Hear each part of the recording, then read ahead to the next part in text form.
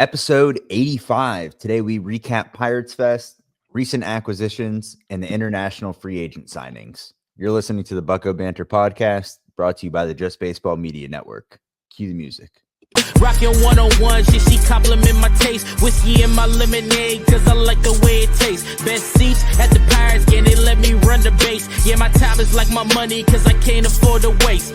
Wifey is a lawyer, take my date to my dates. Order steak by the plates, and in case after case, run my race at my pace, clear the grass of the snake. Adam, welcome back, man. We had a fun weekend at the convention center, 2-day affair for PiratesFest. And it was a good time. What do you think? It was a really good time.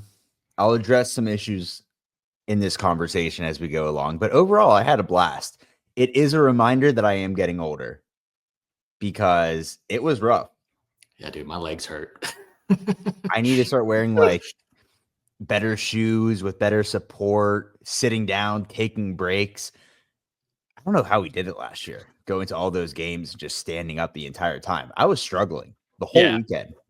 Brother, we live in the Strip District, and we drove to the convention center. Yes. Each day. Okay, to our defense, though. Yeah. First day, It was raining. It was just straight up rain. So we're not going to walk all the way in that. It was icy, rainy. And then today, 8:30 in the morning, it was cold. Yeah. Give me a break. All right, I'll pay a couple bucks to go park. Big deal. Hey, I'm in the same boat, man. It was worth the drive for sure. And especially today where it started snowing, and in the next couple of days it's supposed to be like below zero. So we're in for a rough winter here in Pittsburgh. But with that said, I think FanFest there was some negative publicity that was put out on social media. I saw Barstool Baseball put out a whole thing, just hearsay, like they weren't there. I hated that. Me too. I thought that was ridiculous. I had a good time, and I enjoyed all that it had to offer. I thought the Q&A sesh was entertaining, and we got to just network with listeners. We got to meet new people, and overall, I just love when the Pirates community gets together. I don't know if that's cheesy to say, but it felt good to be around everybody again. I'm ready for baseball. It was overwhelmingly positive, despite what you see on social media and people protesting. The whole weekend was very good. I thought it was well put together. The Q&As it's a lose-lose situation for everybody that goes up there. You got Travis Williams, Derek Shelton, Ben Cherington up there. No matter what they answer, they're not going to give you an answer that you want, obviously.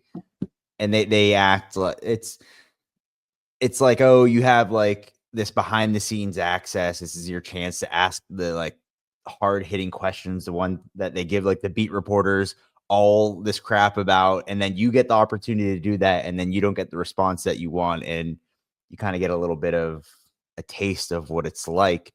But also, what do you expect them to say in those situations? You had, when are you going to sign a free agent? We're trying. Same question that they got last year. A lot of sell the team chants, a lot of where's Bob Nutting. But outside of that, man, it was pretty low stakes when it came to the protests and all the talk that they put up. I don't want to get too much into it, man, because like we've talked about, teach their own, whatever you want to do. But we've talked about it before. This was going to be a positive event, and it was. I had a good time. I'm sure a lot of people had a good time walking around, interacting with the players, taking photos, all the little events that they had going on. So overall, I think it was well done, despite what was out there in the media. Yeah, I thought so too. Maybe we're, in the minority here that think that, but people still showed up. Let's just put that out there, especially Saturday. Saturday was a very highly attended day. We got to see a lot of people. Cody from NS Stein. We got to run into Danzang, really, all those people, and even some listeners came up to us and said, "What's up?" We saw Noah, Destin, Stumpf. Obviously, they're going to be there covering the team and doing the media stuff. But I thought I had a good time personally, and it was it was positive. Like, you got real access to players, right? Like Kutch was pretty accessible to people. You got pretty close to guys like Skeens, Jared Jones. You got to watch interviews live. Like I thought it was a good event. And especially since I think last year was the first year that they brought it back for like the last, it was like, it wasn't a thing for like 5 years. Am I right? Right. Yeah, they took a hiatus. So maybe go back to doing it one day again next year. I don't know. Maybe they'll do that. But still, I think they need to keep this going because especially after Steelers season, it's really hard to drive engagement around the Pirates during the offseason because you got the Steelers, you got the Penguins. Well, both of them have disappointed this year. And the Steelers season is over. So people are looking for something to do. This was a perfect time to bring the Pirates community together and drive that excitement for 2025. I know there's a lot of angst out there. They want the team to do more. They want the front office to do more. Still have some offseason left, guys. There were some highlights, I would say. Yeah. It was fun. Most notably, we didn't get Roki Sasaki, but we did get Roku TV. That was announced that the Sportsnet app will be on Roku. So rest assured, that's one move this offseason that is a positive. The best moment, and I know you're going there, so let's get there. All right. We had people screaming, sell the team. We knew this was going to happen. We had people saying, where are you, Bob, and all that. All right. And then that was followed up with a question. Can we get a real life pirate ship in the stadium? I almost lost my mind. Incredible. The Tampa Bay Buccaneers, the NFL stadium that sits over 65,000 people, they have a real pirate ship. Can we do something like that? That was incredible timing, an incredible question. I almost lost it. It might sound like a joke when you're listening to this or watching it. That's almost word for word what was asked. It was 100%. It was, where are you at, Bob? We need to ask you questions, sell the team. Where are you at, buddy? Yeah, where are you at, buddy? Hey, let's go to the gentleman over here. Yeah, what about a pirate ship? My cousin lives in Tampa. Unbelievable. I love the question. Good for that guy. Yeah. Awesome. 2, we learned this weekend that pirate ships in the past were part of the plans of Ballpark. They were even presented more recently than you would expect, but just never worked out. Which, I mean, I've been an advocate, Scott, for this for a while. It doesn't have to be complicated. Just bring the Gateway Clipper over. It already brings people over on the boat for the games and drops people off. It's a big tourist attraction. Put some pirate sails on that. Offer some corny, drinks and beverage, like snacks, and put a plank up there.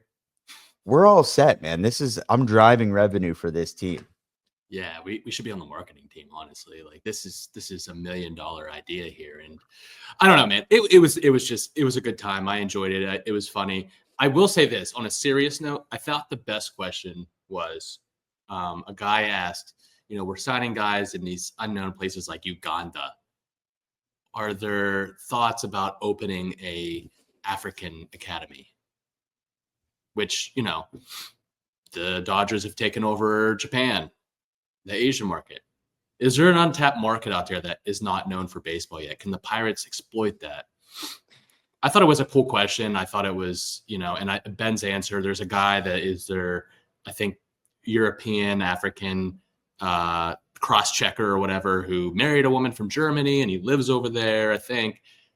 And he kind of handles all that. And they've able to sign David Batoma, who's a legitimate prospect. And we'll get into the guy in a little bit that they signed this year from Uganda. But interesting idea, interesting thought. I don't think that's something that's going to happen tomorrow, but who knows? I like where the mind is at. Ben Charrington said, listen, we're going to beat the bushes everywhere in the world to find the best of the best. And I agree with that. Like, you have to go anywhere and everywhere. As we're going to talk about in the international free agent signings, you got guys from Africa, you got guys from Australia, and of course, South America, Dominican. It's not ready yet.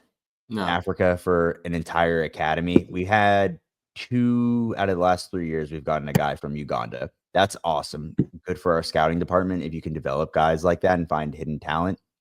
It doesn't have the history or probably the support overall to get an entire academy together.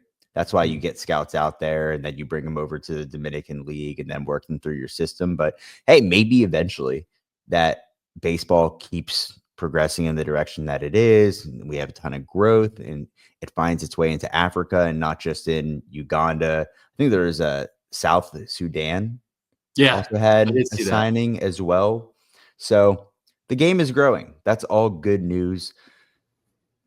But good question. It was a great question mixed in with a couple silly ones. We heard Andrew McCutcheon answer some questions with Jared Jones. That was really cool. We got a chance to chat it up with Jared. We saw Palacios, Billy Cook, Tremar Johnson. Like we got chances to talk to all these guys, and they're all really nice and interacted with the fans on an extremely personal level. So they made it a better experience just from being there and taking time out of their day to make this happen. Now, I have qualms. I have been talking about getting a random jersey for the past year since last Pirates Fest. I told you I was going to save up. No, I was just going to put aside $100 to $200 to get like 2 to 4 jerseys of randomness, and then either I can have those, give them away, frame them. No jersey giveaways this year. What do you think about that? How do you feel? It was disappointing. It was very disappointing, man. That was something I was really looking forward to as well. They only had baseballs, and the baseballs were even from just the active roster, which was, I guess, better because I know last year they had guys from like 2016 that you had forgotten about. They had Heath Hembry stuff from like 2022. So it narrowed it down a little bit. So you knew you were going to get somebody on the active roster, but it would have been nice to have a jersey. It would have been nice to have bats. They had bats last year too. Didn't they have bats, balls, and jerseys? Yeah. Yeah. A much bigger selection. It was only one day. So maybe they go back to one day next year and they're like, hey, we're able to ball out and bring a lot more. Maybe they didn't have any more in stock. Who knows? But yeah, disappointing for sure. Anything that stuck out to you on the front office panel, whether it was Travis Williams, Ben Cherington, Derek Shelton, a couple things for me. Go ahead. They like IKF at shortstop. That question was asked like, hey, this is another good question. There is a history of IKF playing shortstop. It didn't go so well before. Do you guys believe that he is the guy for 162? And they said something very interesting, that their internal metrics rate him above average and that they like him at shortstop and that they plan to play him at shortstop. So while the question is still out there, are they going to pursue middle infielders in free agency? It seems like they're going with IKF. Like they like him. That's their guy. They're sticking with the contact hitters, slightly above average defense, but nothing spectacular. So that stood out to me. Another thing, they do in fact like winning, because that question was asked. Like, are you guys trying to win? Yes, believe it or not, they like winning. They hate losing. That was mentioned. And as I mentioned before, trying to sign guys to multi-year deals, which we got the same answer last year, and rightfully so, because there hasn't been any multi-year contracts given out in the Ben Cherington era. There hasn't been any multi-year contracts generally in recent history. So it's, what are we doing to address that? And the answer we got is we're trying to do it. It's just not lining up for us, which either we're not offering enough money, which is very likely, or it's just simply not a desirable destination given the recent history of the organization. It could be a combo of all those things, but it's very hard for a lot of people to believe that they are in fact dishing out offers and it's just not sticking. I think the multi-year deal thing is the one that most stuck out to me, because I think now, given the time frame, Skeens is going to make 20 plus million in arbitration, right? So if anything, now is the time to do that multi-year deal. Mm-hmm. If you're worried about, cost efficiency and whatnot. I thought Tyler O'Neill was a really good option, but other than that, like I wasn't like super enamored with this free agent class. Like Ha-Seong Kim, I'd throw a flyer on. I think you could get him at a lower price than usual, given the shoulder issues. It's not starting the year. Exactly. That's the thing too. And I think they're being overly conservative. They're being risk averse. And that to me was the most apparent at that Q&A session, was that they're being careful. Maybe they've had buyer's remorse in the past, with trading for Brian De La Cruz at the deadline. And it didn't really work out. They gave up like legitimate prospects for him, or guys that had potential. So I think they're trying to hit big on some of these waiver claims. I really do. And I also think they're betting on some comebacks, right? They had a lot of guys that performed under expectations. They have Andy Rodriguez coming back. They brought in Spencer Horwitz. They're expecting more out of guys like Triolo in his second year. I think they're expecting more out of IKF, given a full season with us, because he started off hot in Toronto with Matt Haig. Matt Haig is a big factor in this. Brett Strom is a big factor in this. So same speak that we heard last year, that they're betting on improvements, that guys are playing under expectations. I think that's the theme here. Like, we're not going to see anything bigger than Spencer Horwitz for the rest of the offseason. I can almost guarantee it. I think Randall Grichuk isn't a possibility. I think Alex Verdugo is a possibility. Are they bigger than Spencer Horwitz? Not really, because it's going to be a one-year deal. They're not getting better by talent acquisition. They're getting better by development and getting better coaching staff. We've hammered this issue on this podcast multiple times, man. Noah's talked about it. Making new jobs necessarily doesn't even have to have a title. Just bringing guys in that are known to develop guys and work guys through the system and get the most out of what you have. And that's kind of what you have to do if you're not going to go spend money, if you're not going to go give out multi-year deals, if you're going to be risk averse and not take any chances out there and just kind of deal with what you have in the system. And listen, like, if Triolo takes a big step forward, if you get something out of Ke'Bryan Hayes, which is a whole separate issue right now, because, I mean, obviously, let's address it right now. There was the rumor on MLB Scoops. I'll be the first one to say it. I hate that I'm bringing up MLB Scoops on this podcast, but enough people. This is what they want, dude. I was going to drop a huge F-bomb there. Enough people follow that account to the point where Michael K is talking about a trade rumor. It's not real. He didn't request a trade. But as we learned in some discussions this week, like, there is still truth to him not being happy. He was not here, right? To this weekend? No, he was not here. He's a big part of your team. He's one of your multi-year extensions, like key to the franchise, Gold Glover. He was not in Pittsburgh.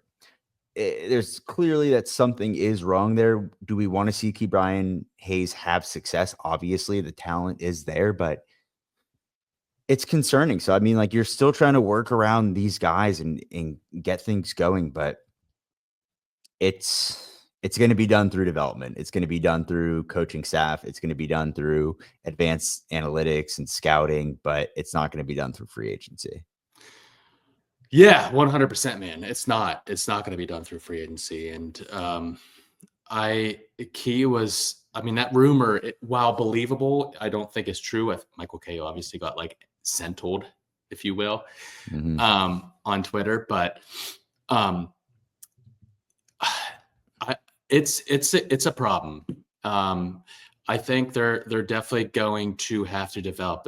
There's a lot riding on Matt Haig. There's a lot riding on some of the guys that they brought in this year in the front office. And these usually aren't changes that you see right away. These are changes that you see after a couple of years. So it'll be interesting to watch throughout the spring. I know I'm going to be really glued on a lot of guys during the spring. Peguero, Henry Davis, even though Henry Davis showed us a lot last spring. So the warning, be careful with that. Triolo, guys like that. Like, we really need a lot of guys to take that next step forward. And, if they do, I think this team could be solid. But, I think the elephant in the room is right field right now. Someone also asked Ben Cherington straight up if he believed he was on the hot seat. You remember that? I know. My seat's always been hot since 2019 when I was hired. Yeah. It was entertaining, man. Like, overall great. I wouldn't dare ask a question at one of those things. Can I bring up real quick? I joked around and I said, I'll pay you to ask Ben if he saw the MLB Scoops room and if he actually requested a trade. I thought that would be really It's funny. a good way just to bomb this podcast.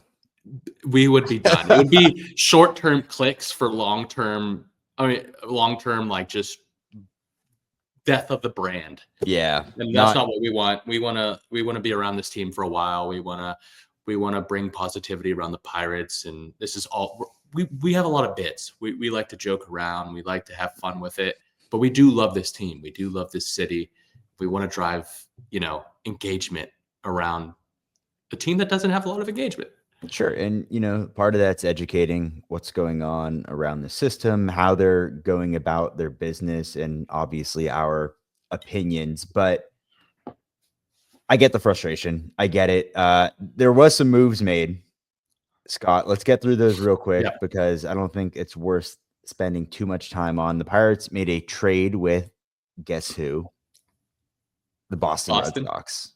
Chase Shugart is now a Pirate in exchange for minor league pitcher Matt McShane. Shugart was DFA'd in January. So DFA this month. guys. So we love our DFA guys. Diamonds in the rough. He debuted last year with the Red Sox, 4.15 ERA. He was Boston's minor league reliever of the year. Oh, cool. So, maybe there is something there. Like, you're developing these guys. I mean, listen, we Stump just talked says about he has a good sweeper. He's got a good sweeper. He's got stuff. All right. So, this is nothing to look into. We're not going to spend time on this. And then, man, I do want to say this. Yeah. Everyone was saying, I love how the people in the crowd, not to bring up PiratesFest again, were saying, are you just going to trade guys and get garbage heat back? Oh, that wasn't like what? That was a question. Yeah, and I leaned over to you and Andrew Destin. And I was like, clearly they didn't see the Chase Shugart trade. That just happened a day ago. The question was word for word. Yeah. Are you going to sign Skeens to a long-term deal, or are you just going to trade them for hot garbage? The hot garbage. That's it. That was the last question. They ended on that one. And on a positive, man. That was brutal. We appreciate the passion, guys. The passion. That was brought up a lot. Just angry fans, you're passionate. That's all we care for. That aside, again, there's no win scenario there for the guys up there. No, 100%. I do want to say, hey, we can bring up his career numbers and all that as much as we want, but we brought in a guy like Dennis Santana last year that it was our best reliever in the second half, and whose stats were not sexy the past 5 years. So, you're gonna miss on a lot of these guys, but you're gonna hit on that one guy and he's gonna make a difference. So, this isn't gonna be your defining move the offseason, but it could be a guy that makes a difference in the postseason. Just throwing it out there. Not postseason, but yeah, I agree. And then, Scott, we made another trade. In case you didn't know, made another trade. Guess who with? Boston, Tampa, Toronto. Bingo. It's one of the big three. The Pirates acquired right-handed pitcher Brett DeGau. Am I saying that right? Geus. For cash consideration. So we gave away that sweet money for good old Brett there. He had a 7.15 ERA last year. It's okay. We got Dario Moreta coming back. Exactly. I'm fine with these little moves. Obviously, you want to see the stuff around it that's going to push the needle. This doesn't obviously make the team immediately better, but arms are arms. You need a ton of them to get through the season. And if these guys are going to play a role for a couple of games or a stretch, so be it. But if anything, we've learned that this system can get guys working pretty efficiently out of something that maybe wasn't there before. So not going to look into it too much. But staying on that note, our dream reliever is off the market now. Well, before we get into that, I want to just mention two more signings, and I know you didn't have on your list, that were brought on to minor league contracts, spring invites. Outfielder Bryce Johnson played for the Giants and the Padres the last couple of years, signed a minor league contract, career 177, 248, 474 hitter.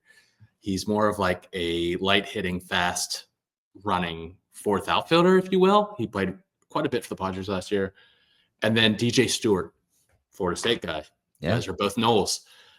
First round pick for the Orioles. He was signed to a minor league contract. He is more of like a get on base, has a little bit of pop. 212, 328, 729, 42 career home runs, 118 RBIs. A guy that could come in and play a DH or maybe fill in under injury. So just want to mention those two guys because those are guys that are invited to spring. But take it away with the Mr. Minter. Yeah, Mr. Minter. AJ Minter, who we have brought up a billion times. You're probably sick of it, but this was a lefty relief arm, one of the best out in the market besides Tanner Scott, who is also off the board, what I'll get to briefly. But AJ Minter to the Mets, 2 years, $22 million. Pretty good deal for Minter. This is not, I mean, Pirates paid $10 million 1 year for a reliever in Chapman, right? And a lefty. I think these are the type of relievers that get these type of contracts. That's a pretty good deal for an AJ Minter that's going to add a ton of depth to a pen. He's going to give you meaningful innings. He's consistent. He has a pedigree. That made me a little sad. I mean, I understand that it wasn't going to happen, but you talk about it enough, it gives you a little bit of hope. I could have seen it happen on a Chapman deal, but I don't think anyone was going to give him 222 other than the Mets, given the payroll that they have. I think that's a good deal. I think that's a good deal. I don't mind. More than I thought. Yeah, I'm fine with it. It was more than I thought he'd get, but he is a guy that can pitch late innings and has pitched in postseason games, meaningful postseason games. So I like it for the Mets, and it made me sad, but I didn't ever think he was coming here anyway. It was more of a dream pick. Right. The outfield market is still going on. Jesse Winker, who really wasn't a guy on our list. We weren't really too high on him. He's back with the Mets, 1 year, $8 million. But that is important because he did get $8 million. Yeah. So if Jesse Winker is getting $8 million, what is a Grichuk asking for? What is a Verdugo asking for? Because it's probably going to be a 1 year deal, right? Are we giving an Alex Verdugo 1 year, $8 million? Are we giving Randall Grichuk 1 year, $8 million? It's going to come down to that and other interest with other teams around the league, but I don't like where that's going. I've lost a little bit more faith in at least signing one of those guys going into spring training. Yeah, if I had to pick one, it was obvious. It'd obviously be Grichuk because I'd like platooning him with a Palacios or even a Sawinski possibly. But with Verdugo, you could bring in Billy Cook, and I think Billy Cook's going to play a role on this team regardless because you could play him at first base with versatile, right? Yeah. So he's got a valuable role on this team, but we have some options. And then last but not least, Tanner Scott, long awaited best free agent relief arm on the market, is an LA Dodger. People are up in arms, man. There's I was talking to my dad earlier today about this because he's just like, yeah, baseball's so unfair. This sucks. Like everybody's going to the Dodgers. But you know what? It was reported that he got offered more money elsewhere. I don't know if it's true or not, but I'm sure he got pretty significant contracts given who he is, and he still chose the Dodgers. Why? Because they're going to win. You're automatically putting your hat in the ring for a World Series ring. It's not the same case anywhere else in the league. Yeah. Anywhere else. You can go even to one of the better teams, a top 5 team, and it's like, all right, well, there's still a lot of pieces that need to fall in place before we get to that point. The Dodgers just need to stay healthy. And adding a guy like that to an already loaded team is get to go live in LA. You're still getting 4 years, 72, I think it was around there. It's upsetting because Roki Sasaki also went to the Dodgers, and that's even more frustrating because it's international free agent bonus pool money, and everybody's supposed to be on the same playing field when it comes to that. And it's tough. I go on both sides of the fence here where I'm like, listen, they're one team that's showing genuine interest in winning for a long period. And other teams just aren't as aggressive as them. But also, they've got the pot to pick from because they are basically earning what they're spending back with that Japanese ad money or the TV money and all that. Like it's just they're making money off of what they're spending, and it's very good business. But at one point, the league is going to have to step in here. And I'm not a big guy. I'm not big on like salary caps and stuff like that for this league because we have a de facto salary cap in the luxury tax, which I know that the small markets will never get close to or pay. But it's very worth it to exceed that and pay that tax if you're going to win a World Series. And that's what these big markets understand. And some of them aren't even willing to do that. So like you got to commend the teams that are willing to spend, but there definitely is something that needs to be done. I'm not going to act like I have the answers and know how we should, bring more parity in the league. But, good for the Dodgers, as painful as that is to say. Yeah, because I think it's going to get to the point where they're also just not offering the best contracts. Dude, they've got I saw a tweet today, $1.3 billion in deferred money. Just another typical Friday. Paying it later doesn't matter, dude. It's like Noah's Macy's credit card, dude. Right. You just got to outlive it. Just got to outlive your debt. It's something definitely needs to be done. I'm not ready to quote unquote cancel the season or just like that's ridiculous. Like, come on, anything relax. Like we beat the Dodgers 2 out of 3 times last year. Like anybody could beat anybody, but I think that's what's making it more difficult. Yeah, 100%. It's way more difficult, but I think that's what's beautiful about baseball. It's a 162 game season, and anyone can beat anybody on any given day. And I think it's really hard to beat somebody 3 times in a row. It really is. I mean, we both know that playing baseball through college, like it's a difficult task. With that said, they are definitely going to win over 100 games. Like I'd put my life savings on it. Hot take. Let's relax. All right, relax. Let's get into international free agent signings. That was the big news this week. The Pirates definitely went for volume. They signed a ton of guys. These are usually agreements that are years in advance. Guys that are 13 years old are making commitments to major league ball clubs until they're ready to sign. And it's all verbal. So like things can change. And this year was unique because Roki Sasaki threw a huge wrench into the mix with teams like the Dodgers and the Blue Jays, who are pretty active in the international free agent market, especially in the Dominican Republic. So the Pirates benefited a little bit from that, but they also aided in Roki Sasaki going to the Dodgers. But let's focus on the Pirates. We're not going to go through all of these. Go look them up. Friend of the pod, Anthony Murphy, Bucks on Deck, Substack has a good article out there. Go check that out where you can get a little bit more in-depth analysis on all of these guys and just simply learn everybody that they signed. But we're not going to go through everybody here. We're going to highlight who we think are the top of the class. Why don't you start us off, Scott? Yeah, I mean, let's go to, I think it's Johan de los Santos. He was a big signing here this year. He is the brother of Yordani de los Santos, who's a notable prospect for the Pirates. He's been up to Bradenton, I believe last year was his last stop. Third baseman, shortstop, has got a lot of potential, but his younger brother signed for $2.25 million. That's among the highest bonus they have offered an international free agent. So looking forward to seeing De Los Santos. Obviously, these guys are going to be in the DSL, so we're not going to hear much or see much about them unless you go look up DSL stats. But he was the, headliner of this class. Really cool. Keep it in the family. $2.25 million. One of the highest offers that they've had out there for a guy like this. So they definitely have an investment. And they just got a new international scouting director. So something to watch. Like, how is this class going to turn out? They haven't had much success outside of Luis Ortiz, and who was not a big signing.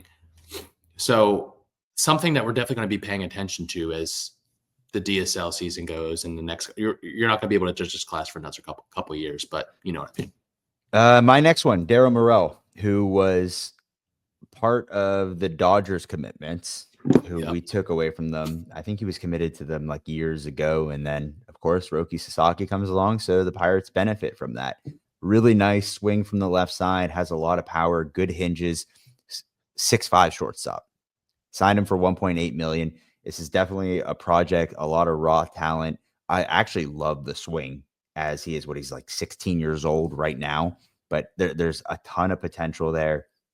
The Pirates obviously have experience with guys of this stature playing that position, and he's young enough where you could probably move him around, but it's just focusing on the swing here, getting him used to a more structured um, schedule, off-speed pitches, learning the ins and outs of the game. But apparently he has a good feel for things as it is right now. So the swing looks good. I like how he drives the hands through the zone. He's able to get them even on like inside pitches, extend it. It looks pretty from the left side. So this is a good one. If the Dodgers were in on him and the Pirates ended up scooping him, I'll take it. 6'5" shortstop, and he's got a lot of projection left. I don't know. Someone you bet on. I like this signing a lot. Let's go on to the next one. Robinson Smith. Love this one. Love this one, man. We got a 17-year-old right-handed pitcher from Australia. Let's go. He's 6'4", 90 plus on the fastball. He's got some quick arm action. The fastball has a ton of life. He's definitely a project, but he's exciting. And I'm really looking forward to. We've had some successful guys come over from Australia, pitchers, especially like the most recent ones that I can think of are the Wells brothers. That one of them played for the Orioles. So, this is another example of the Pirates being in multiple continents, if you will. They're over down in Australia, and then they're in Africa, and they're in the Caribbean. So it's good to be able to have your footprint in all these areas.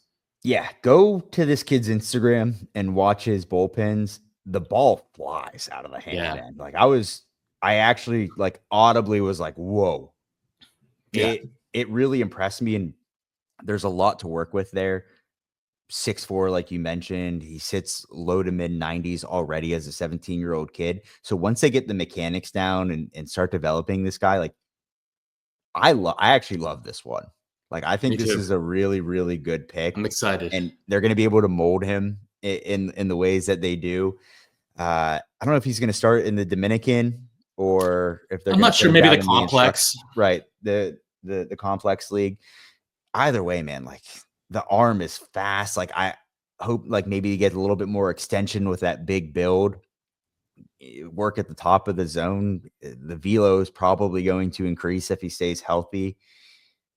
Australia, out of all places, you get Robinson Smith. Very, very good signing. I'm pumped about that one. And then let's go to the last one that I have marked here. You might have some others, Scott, but we talked about Uganda earlier, beating the bushes all around the world. We've gotten David Matoma, who is a legitimate prospect, throwing 100 miles per hour out of Uganda. This is the second Ugandan player that we've gotten in the last 3 years. Armstrong Muhuzi.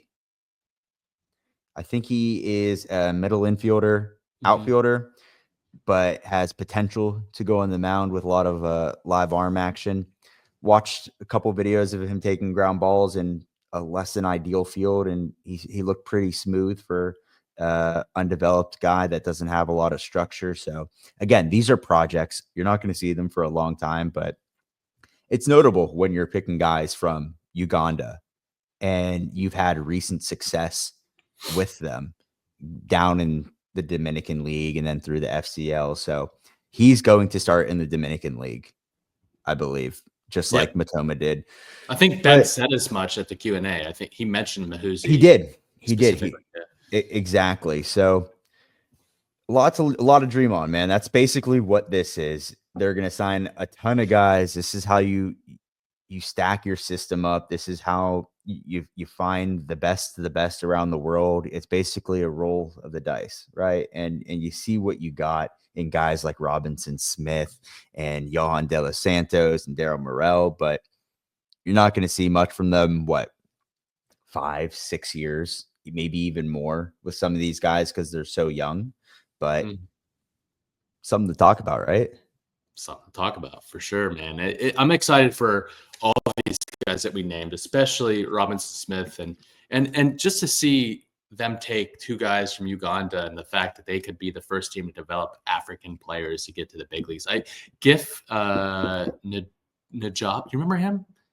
Yeah. He was from Africa too, wasn't he? Yep. So, I mean, we've had a history of scouting in that continent, and it would be cool to develop more guys. And this was a strong international class, I think, compared to others. And this is you have to have a balance, right? You got to have a strong pro scouting department. You got to have a strong amateur scouting department. You also have to have a strong international presence. There's a lot of teams that put a lot of money into their international presence.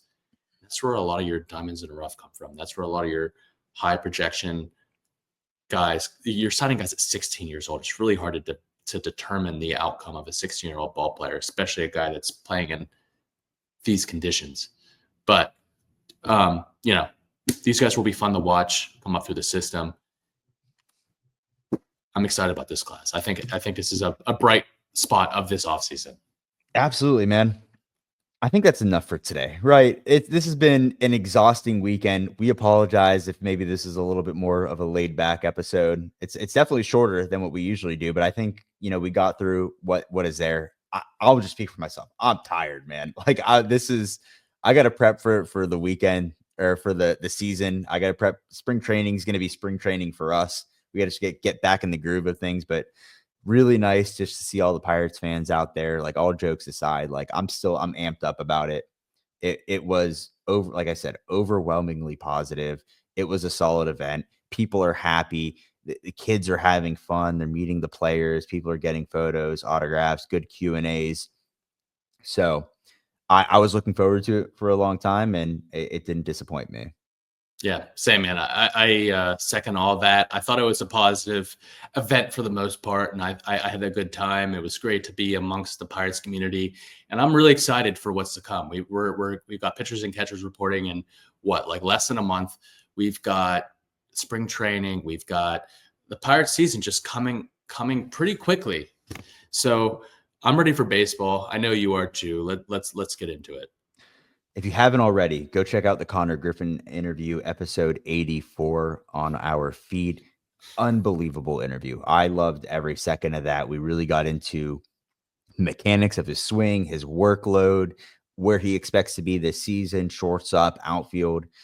It was a great conversation, a great baseball conversation with a really promising prospect that we think is going to do big things in the system. So if you haven't already, go check out the Connor Griffin interview. Hopefully we'll have some more news for you coming soon in terms of where the podcast is going. But as you already know, we are going down to Bradenton March 13th through the 16th. So if you plan on being there, hey, shoot us a message on Instagram, X, wherever you can find us. Let us know. We'd be happy to meet up, but we're going to have a good time down there. Check out the Sacks Cast. If you haven't already, go subscribe to both of those channels. Also Bucko Banter. Subscribe, leave a comment, share the video. And if you're listening, it helps a ton if you leave a 5-star review, download the episode. That's the best way that you can help the podcast. And then go get some Bucko Banter merch.